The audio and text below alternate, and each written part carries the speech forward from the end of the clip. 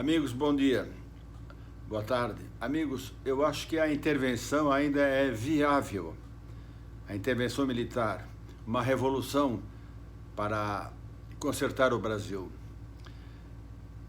E a gente vê que esse sentimento existe dentro das Forças Armadas. Os militares achavam que iam conseguir resolver os problemas do Brasil com o Bolsonaro. Então deram apoio ao Bolsonaro. Achavam que iam governar o Brasil através do Bolsonaro, mas não conseguiram mudar o Congresso, mudar o pessoal da Justiça. As coisas continuam iguais.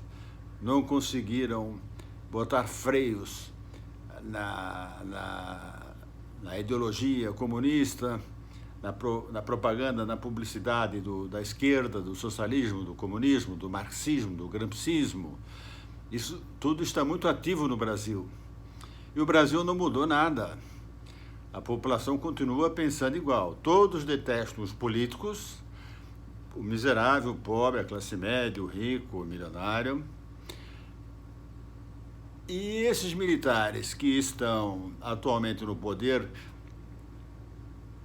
da alta cúpula militar têm amigos de políticos, são amigos conhecidos da cúpula, né? da elite brasileira. Mas tem muitos militares também graduados que também são conhecidos dessas pessoas, mas não concordo com a atitude deles. Não concordo com essa pobreza imunda que existe no Brasil, essa roubalheira monstruosa, essa justiça injusta, proposital, como um plano comunista para desestruturar o cidadão que sofre lá com a justiça injusta, a família que perde junto, a desestrutura a sociedade, a moral, o bom costume, a ética. Então, eu acredito ainda na possibilidade de ocorrer uma intervenção militar. E a gente nota alguns militares, alguns generais, como o general Mioto e o general Pujol, outros generais, fizeram declarações no passado e agora recentemente fortíssimas, não concordando com muitas coisas. E o general Mioto se comprometeu, junto com as Forças Armadas, a mudar o Brasil, pedindo para os jovens que não saíssem do Brasil, que nós não vamos deixar esse país estragado para os senhores, para a população brasileira. Isso é uma coisa seríssima. E analisando em marketing e publicidade, o general Mioto continua aparecendo muito nas mídias. Então eu acho ainda que existe a possibilidade de ocorrer uma insurgência bela, linda, democrática, como foi em 1964.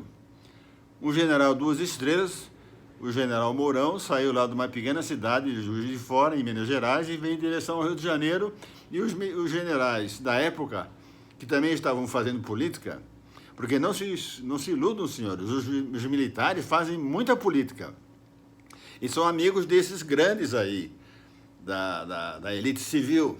Aí eles se sentem meio protegidos, eles ficam confusos, eles se esquecem da real profissão deles. A real profissão dos militares é defender o povo e defender o país. É isso que os militares precisam entender. Esqueçam essas elites, esqueçam. Em 64, os militares prenderam as elites, as oligarquias.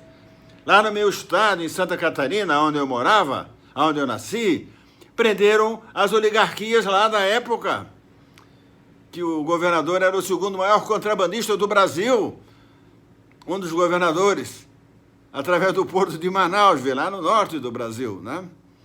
E comandava o contrabando no Brasil inteiro, já em 64. Então, o crime organizado político no Brasil é muito forte, é muito organizado, e nós já somos um país desgraçadamente socialista, comunista, de esquerda, junto com as oligarquias. As oligarquias se aproveitam do dinheiro do Estado e mandam no Estado, mandam nos juízes.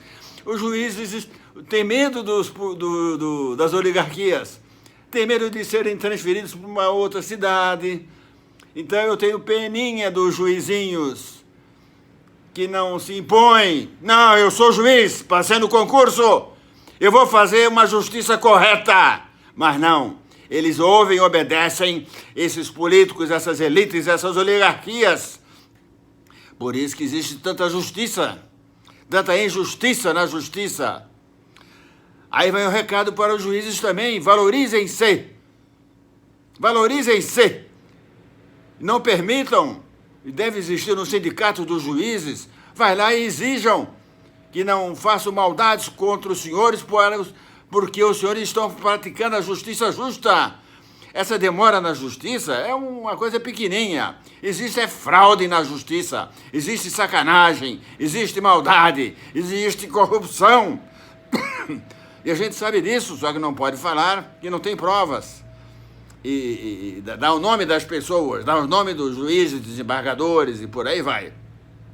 Meus amigos, então, não vamos fraquejar, não vamos perder as esperanças. Eu acredito que a intervenção ainda é viável. A intervenção militar total nos estados, nos municípios e na federação, e lá em Brasília, no governo federal.